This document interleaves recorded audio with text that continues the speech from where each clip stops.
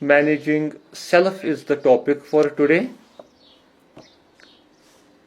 And in managing self, our focus in the syllabus here is on stress, emotions, anxiety, and it's all about the psychological aspects.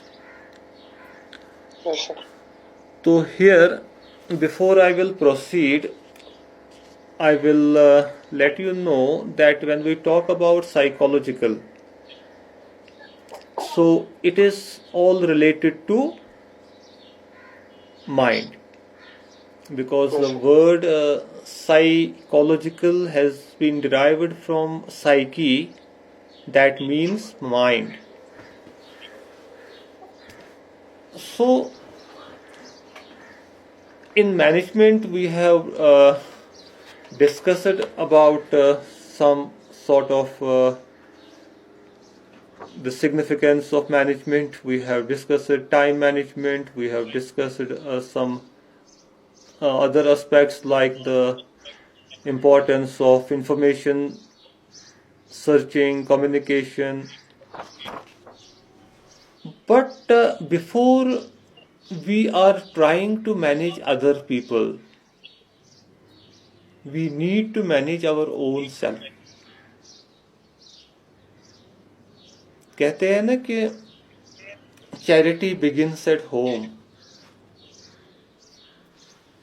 आपको इस sentence का meaning आप interpret कर रहे हैं? Charity begins at home. Yes, sir. क्या है इसका मतलब?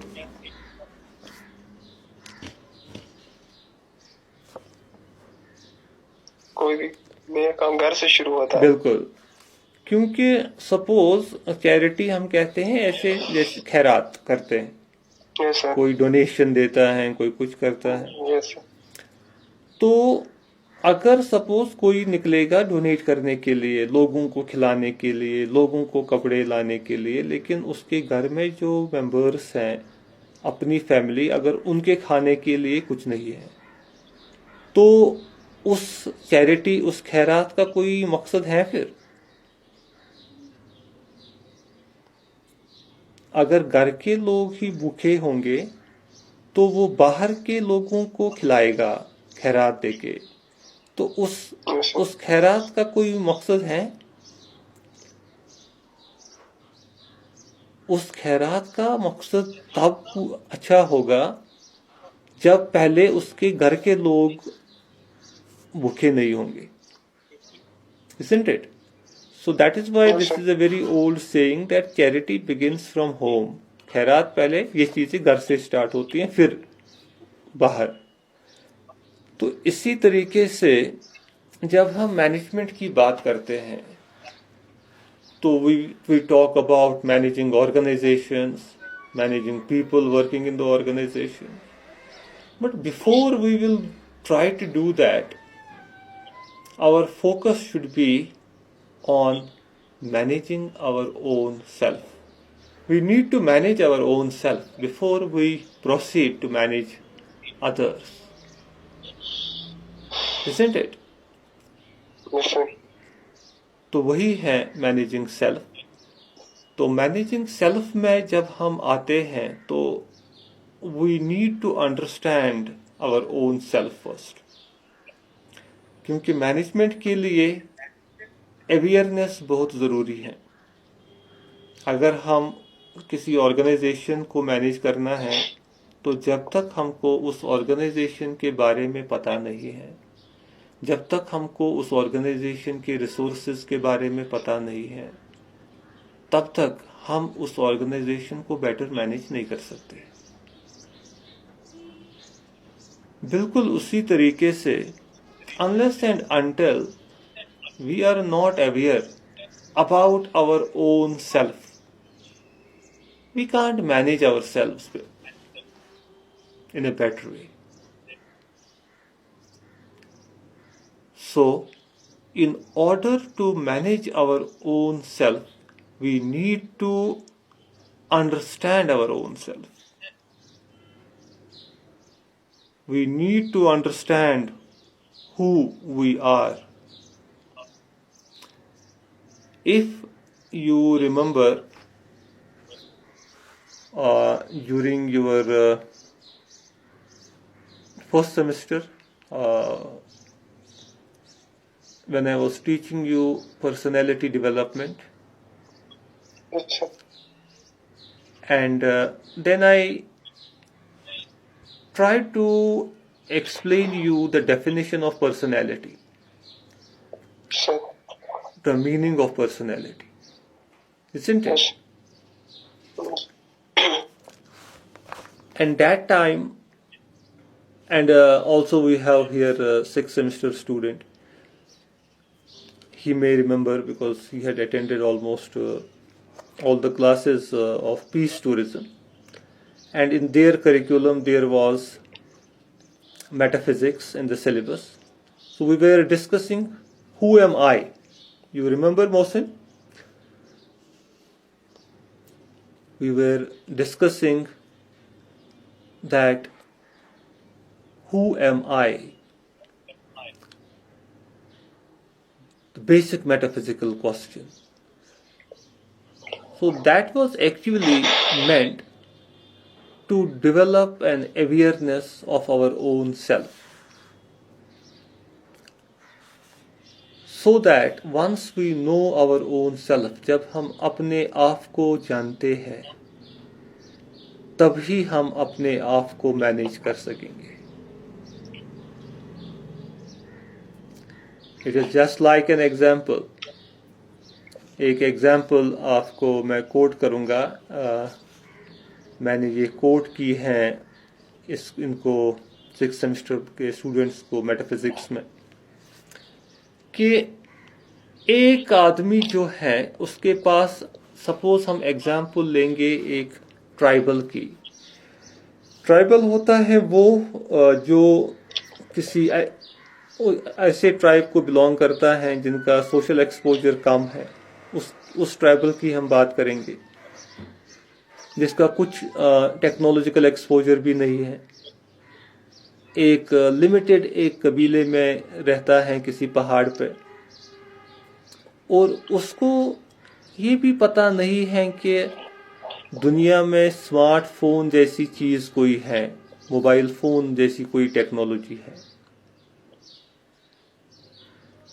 और ऐसे ही शख्स को अगर बाय द वे कोई देगा स्मार्टफोन,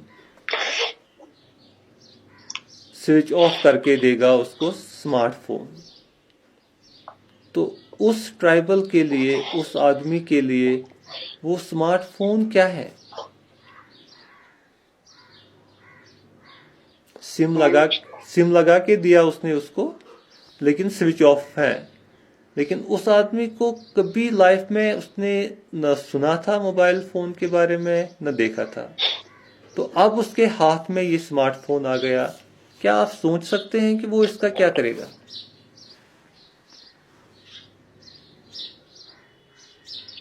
मेरा भी यूज करेगा. हाँ, मेरा. हाँ, क्योंकि वो उसको मत पता है ये क्या चीज है. वो उसको पीछे से देखेगा, आगे से देखेगा, देखते देखते उसको, क्योंकि जब आपका मोबाइल फोन स्विच ऑफ होता है, आप एक्सपीरियंस करना, आप उस पर अगर नजर डालोगे तो थोड़ी अपनी शक्ल आपको वो दिखाएगा. क्लियर नहीं दिखाएगा, लेकिन ब्लर्ड अपनी शक्ल थोड़ी सी दिखाएगा. उतनी क्लियर नहीं दिखाएगा जितना मिरर दिखाता है, लेकिन थोड़ी सी आपको अपनी शक्ल उस पर नजर आती है ना, ब्लैक स्क्रीन. तो उस ट्राइबल को वो अपनी शक्ल नजर आएगी, तो उसको लगेगा कि हाँ ये कुछ चीज है, काम का चीज है थोड़ा, क्योंकि इस पर मुझे शक्ल अपनी नजर आती है. Isn't it? Yes, sir.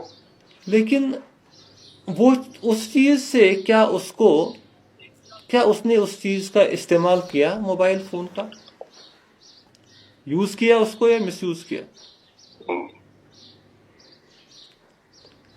अगर उसको वो एज ए रिसोर्स उस चीज को वो यूज कर सकता है?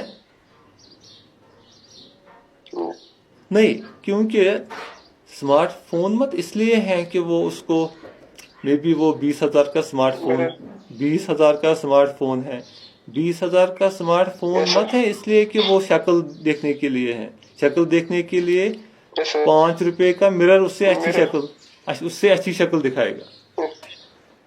Yes, sir. तो दैट मीन्स ट्राइबल ने उस स्मार्टफोन को का यूज मिरर करके उसका इस्तेमाल नहीं किया बल्कि उसका मिसयूज किया। उसने उस रिसोर्स को मैनेज नहीं किया। तो क्या वजह है अब कि उसने उसका मिसयूज किया, उसने उसको मैनेज नहीं किया उस रिसोर्स को?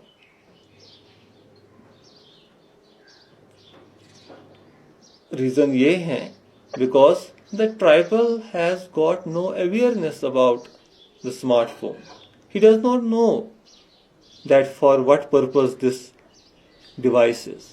उसको ये पता ही नहीं है ये किस पर्पस के लिए है। जब उसको वो दूसरा शख्स दिखाता है कि यहाँ पे साइड से एक बटन है, उस बटन पे थोड़ी देर आपको उंगली रखनी है और फिर ये ऑन हो जाता है डिवाइस, और इसमें थोड़ी सी वो वॉलपेपर, कुछ खूबसूरत सी इमेज आती है वॉलपेपर पे। तो ट्राइबल को ये चीज थोड़ा दिलचस्प लगने लगता है उससे, है ना?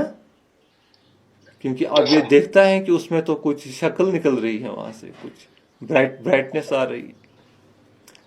फिर जब उसको वो कोई सपोज उसमें गैलरी है, गैलरी पे वो क्लिक करता है और वहां से मुख्तलिफ पिक्चर्स ओपन होती हैं तो वो देखता है। तो ट्राइबल की इंटरेस्ट और डेवलप होती है इस चीज में। फिर दूसरे इस पे फिंगर टच करता है तो वहां से म्यूजिक सुनाई देता है। फिर कैमरा पे टच करता है तो वहां से वो अपनी पिक्चर अच्छी, क्योंकि वो मत है वो मिरर टाइप वो देखता था, अब उसने अपनी पूरी क्लिक करके वो अपनी शक्ल देखी। तो जितना जितना ट्राइबल इसके बारे में अब जानता है उतना वो इस चीज की ओर ज्यादा इंटरेस्टेड फील करेगा और वो इस चीज का यूज करेगा। तो ये है अवेयरनेस। बिल्कुल इसी तरीके से when we have to manage our own self, first of all we need to have an awareness about our self. We need to have an awareness about who we are, because unless and until we have that awareness, like this tribal, we are going to misuse ourselves rather than using ourselves. हम अपने इस life का इस्तेमाल नहीं करेंगे बल्कि इसका misuse करेंगे। तो मिसयूज क्या होता है वही हम बात करते हैं। जैसे कि हम करते हैं बात इमोशंस की, we talk about emotions. What? तो इमोशंस की जब हम बात करते हैं तो इमोशंस तो है फीलिंग्स, कोई स्ट्रॉन्ग फीलिंग जो डिराइव होती है किसी भी सिचुएशन से। सपोज कोई चल रहा है रास्ते में और उसको कोई सामने है जो मे बी बात कर रहा है किसी से फोन पे या कुछ, तो ये आदमी को बहुत स्ट्रॉन्ग फीलिंग डिराइव होती है कि ये आदमी इसने सड़क पकड़ी है आगे। तो यहाँ पे एक इमोशन उसमें स्ट्रॉन्ग फीलिंग डिराइव होती है गुस्से की।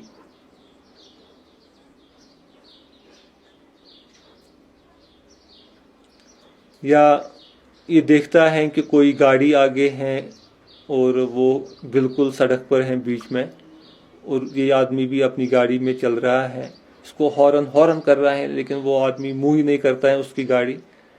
तो इसको खतरनाक गुस्सा आता है, स्ट्रॉन्ग फीलिंग डिराइव होती है। तब तक उसका मूड ठीक होता है, लेकिन अब उसको हॉर्न करने के बाद जब वो गाड़ी हिलती ही नहीं है तो इसका मूड काफी चेंज होता है और स्ट्रॉन्ग फीलिंग होती है डिराइव वहां से उस सिचुएशन से गुस्से की, और ये नीचे उतरता है और उससे लड़ाई करने लगता है।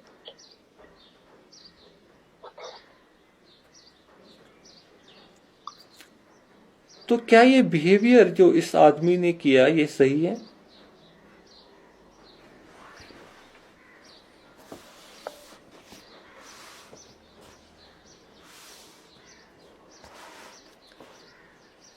ये बिहेवियर जो इसने किया ये सही नहीं है, क्योंकि ये जो इसमें ये इमोशन आ गई ये इसके कंट्रोल से बाहर, क्योंकि ये गुस्से में उतरा, उससे लड़ाई की, ये भी उसको मारा भी।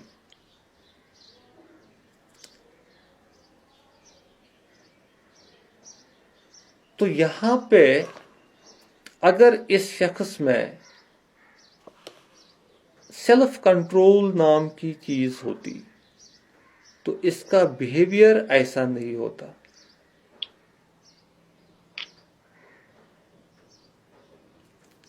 इसकी इमोशंस उस तरीके से उसके बस से बाहर नहीं जाती।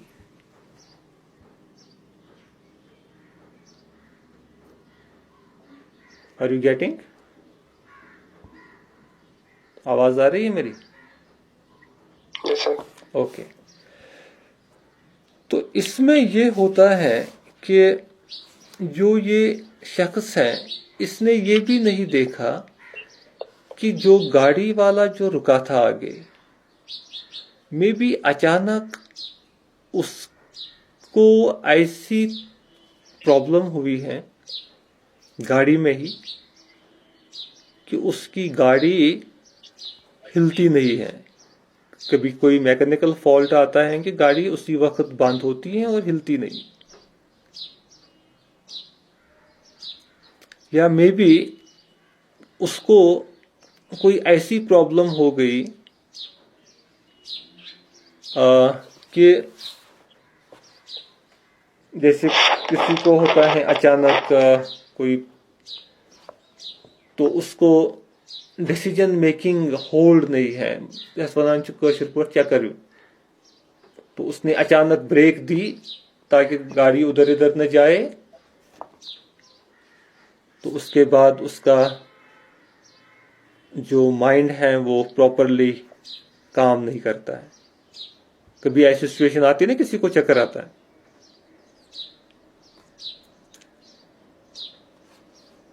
तो इसलिए, या कोई तीसरा रीजन है कि उसके आगे, गाड़ी के आगे कोई ऐसा खड़ा है जिस पर से गाड़ी चल नहीं सकती है आगे।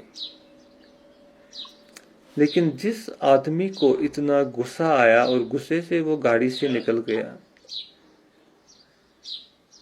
तो वो एक एबनॉर्मल बिहेवियर है, क्योंकि वो इमोशनली स्टेबल नहीं है। क्योंकि एक इमोशनली स्टेबल पर्सन का बिहेवियर ऐसा नहीं हो सकता है, because he may try to see the situation, because if that person has also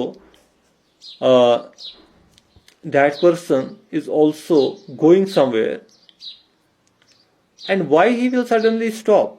Maybe there is a circumstance which is beyond his control that had made him to stop. तो ये understanding होगी एक ऐसे शख्स में जो stable है, who is emotionally stable. तो ऐसी चीजें आती हैं एग्जाम्पल मैनेजिंग सेल्फ की, कि how you will manage your emotions. क्योंकि लाइफ में you will come across various situations, and there may be some circumstances where there is a possibility that you can become angry. There may be some circumstances where there is a possibility that you can have stress. But it is a person who is well aware about himself or herself that can manage that situation in a better way. तो इसीलिए reason है आजकल आप देखो कि कुछ दिन पहले, आई थिंक 3-4 दिन पहले की बात है,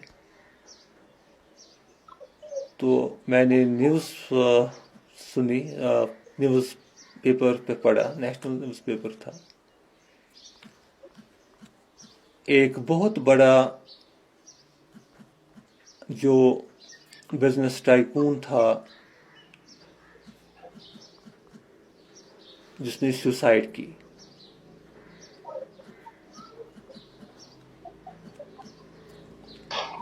बस पिछले हफ्ते की ही बात है। So he was basically from India and he was from Kerala. His name was Joy Arkal,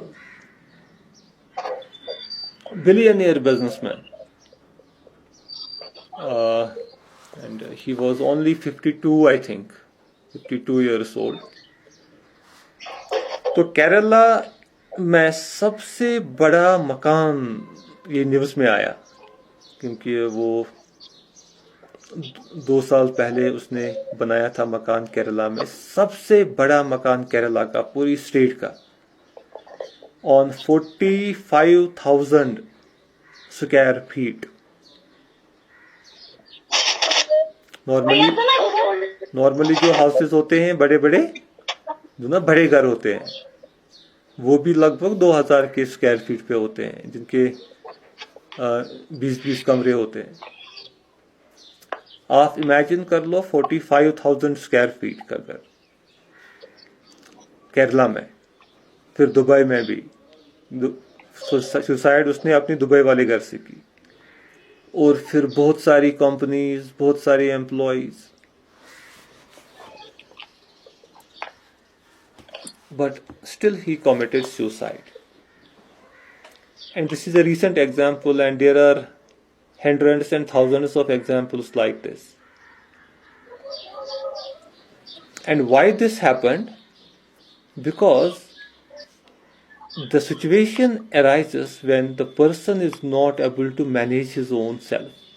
And this is the extreme. ये उसी का extreme है। वो जो मैंने अभी आपको एग्जाम्पल दी, वो जो आदमी गाड़ी से उतर गया और दूसरे पे गुस्सा किया, गाली निकाली या उसको थप्पड़ मारा, वो भी ऐसी ही सिचुएशन है, लेकिन वो एक माइल्ड लेवल पे है, ये एक्सट्रीम लेवल पे है। यहाँ पे आदमी अपनी ही जान लेता है या किसी दूसरे की जान भी ले सकता है, कुछ भी कर सकता है, क्योंकि उसका जो, उसको अपने आप पे कंट्रोल ही नहीं होता है। His self is not in his control. It is beyond his control. So that is why in generic skills and entrepreneurship development, this is being kept in your curriculum, so that you will be equipped to manage your own self first.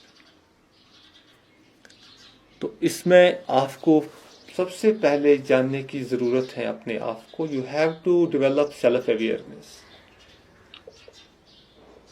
That is who am I.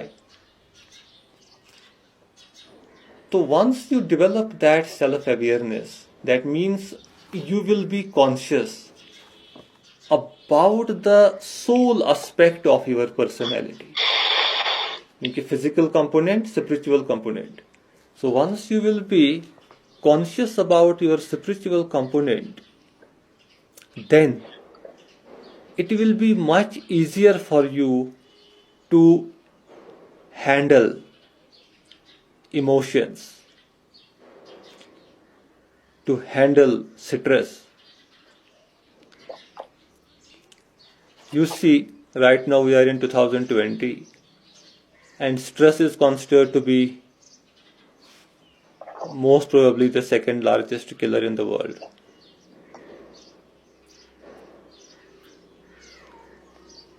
Lakhs of people are dying in the world because of stress.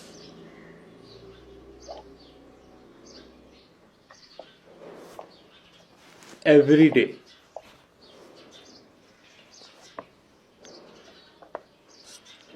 So now what is basically stress? किसे कहते हैं stress? sort of worry, tension. हाँ, तो क्यों होता है ये?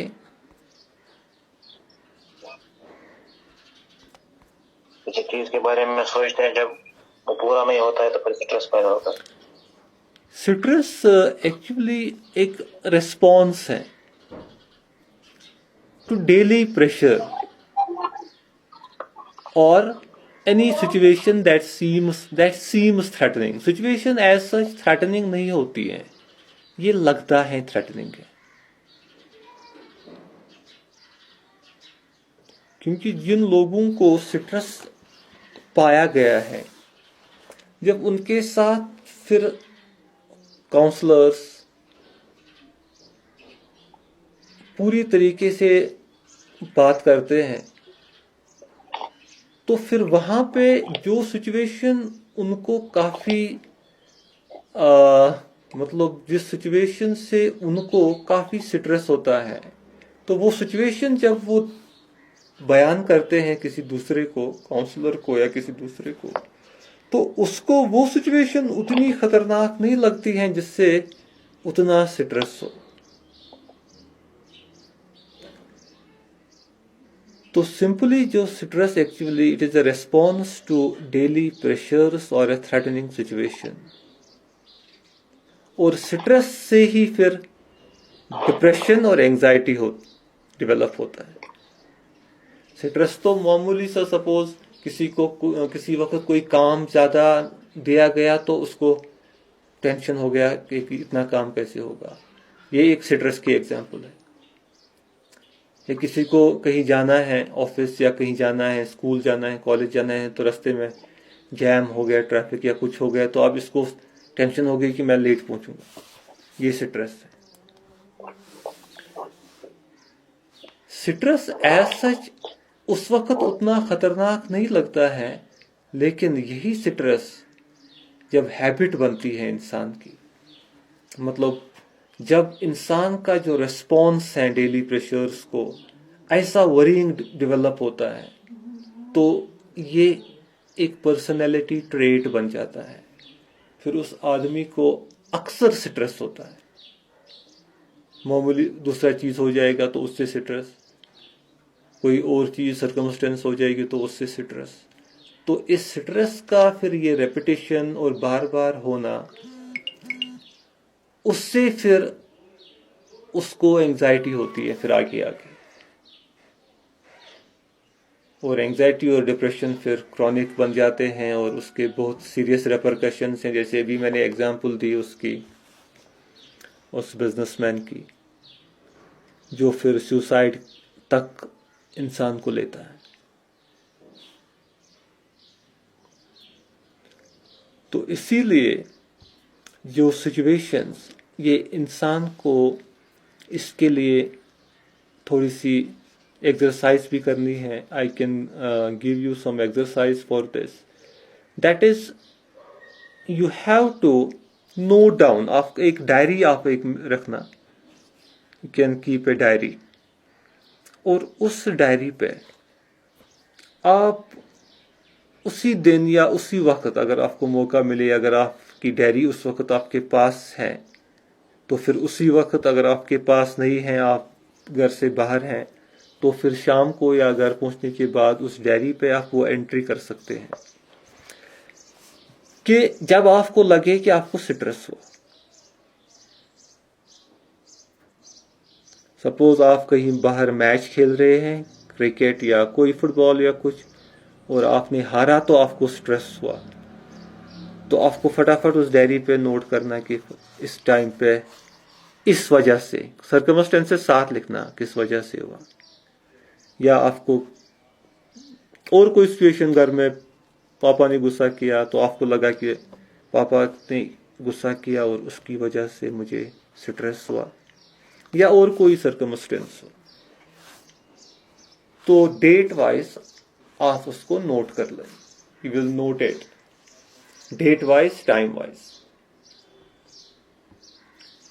फिर आप एक हफ्ते के बाद देख लेना या 10 दिन के बाद, जब भी आपको मौका मिले, तो आप इस स्ट्रेस डायरी को एग्जामिन करना और देखना कि जिस वक्त मुझे, और जब आप ये एंट्री करते होंगे डायरी पे, आप उसकी लेवल भी साथ लिखना। लेवल आप अपने हिसाब से डिफाइन कर सकते हैं। अगर आपको लगेगा कि मुझे बहुत स्ट्रेस ज़्यादा हुआ, तो आप लेवल 1 लिखना। अगर आपको लगे कि स्ट्रेस हुआ लेकिन उतना ज़्यादा नहीं हुआ, तो लेवल 2 लिखना। और अगर आपको लगे हल्का सा स्ट्रेस हुआ, तो लेवल 3। फिलहाल आप 3 लेवल्स अपने हिसाब से कैटेगराइज करना। साथ साथ जब भी आपने एंट्री की स्ट्रेस डायरी में, तो लेवल साथ लिखना। लेवल 1 है, लेवल 2 है या लेवल 3 है। अब आपको ये पता है कि लेवल 1 आपके लिए बहुत ज़्यादा स्ट्रेस है, लेवल 2 कम है, लेवल 3 थोड़ा सा स्ट्रेस है। तो फिर जब आप 10 दिन या 7 दिन के बाद इस डायरी के पेज टर्न करोगे, you will come across those incidents again, you will see the stress diary। तो आप देखना, जिसको आपने लेवल 1 लिखा था 10 दिन पहले, आपको खुद लगेगा कि उतना तो ये बड़ी बात नहीं थी कि जिस वजह से मुझे इतना ज्यादा स्ट्रेस होना था। खुद आपको लगेगा, ये फील हो जाएगा कि ऐसी सिचुएशन नहीं थी कि उससे मुझे इतना स्ट्रेस होना था, लेकिन हुआ था उस वक्त, क्योंकि आपने ही लिखा था खुद लेवल 1 उसको। या आपको ऐसा भी लगेगा कि किसी सिचुएशन में स्ट्रेस होना ही नहीं था, लेकिन आपकी डायरी में चढ़ गया।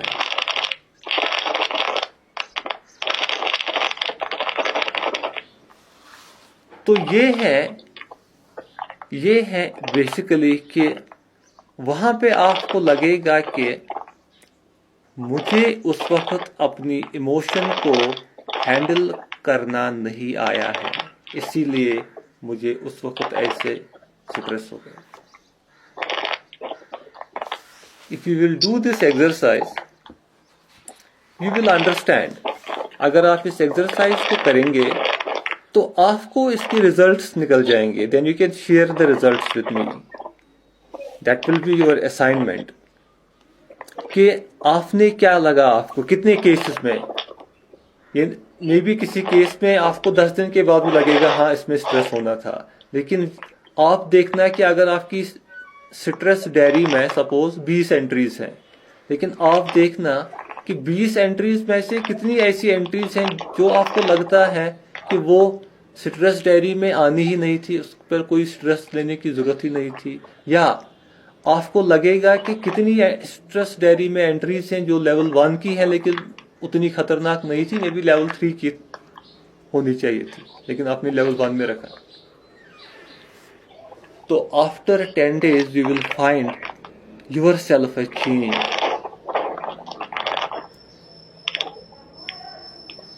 So that is, there you will know that there is a possibility of managing yourself in a better way, because once you have awareness, then your approach to situation is different। Situation same होगी लेकिन आपका approach different होगा। फिर आपको ऐसे लगेगा कि जिस सिचुएशन में पहले आपको बहुत गुस्सा आता था, अब उसी सिचुएशन में आपको उतना गुस्सा नहीं आएगा। एंगर, क्योंकि एंगर भी एक स्ट्रॉन्ग इमोशन है। या हैट्रेड, कभी किसी की नफरत होना, हैट्रेड, ये भी एक स्ट्रॉन्ग इमोशन है। मे बी आप देखोगे कि पहले अगर आपको किसी चीज की हैट्रेड होती थी, अब उस चीज की आपको उतनी हैट्रेड नहीं होगी।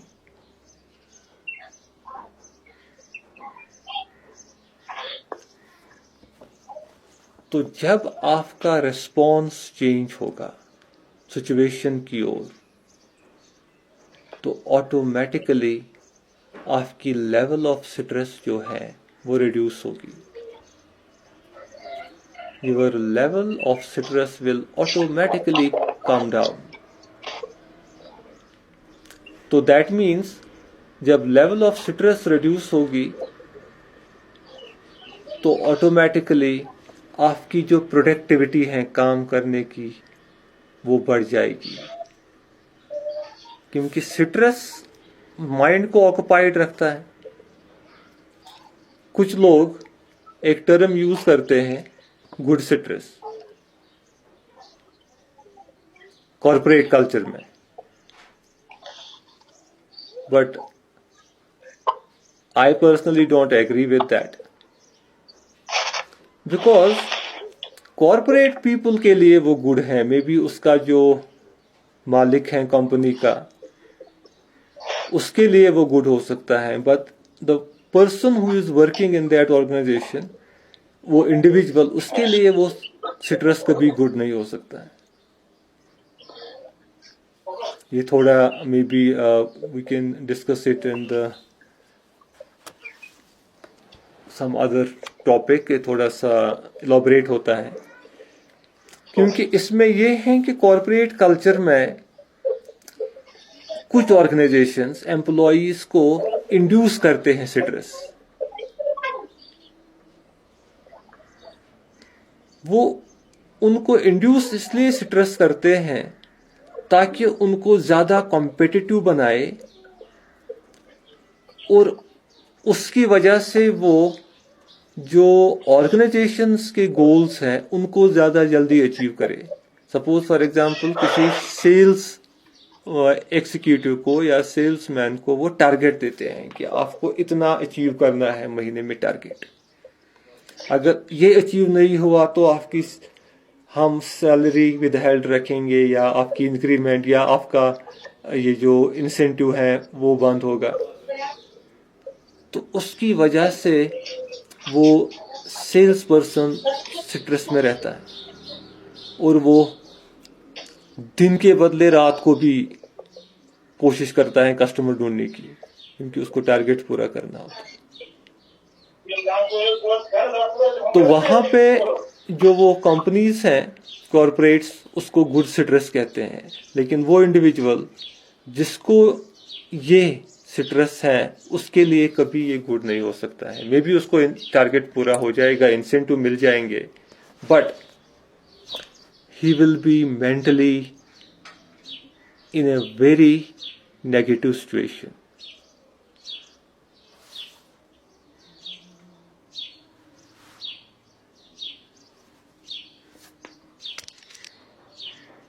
A stress diary so that you will record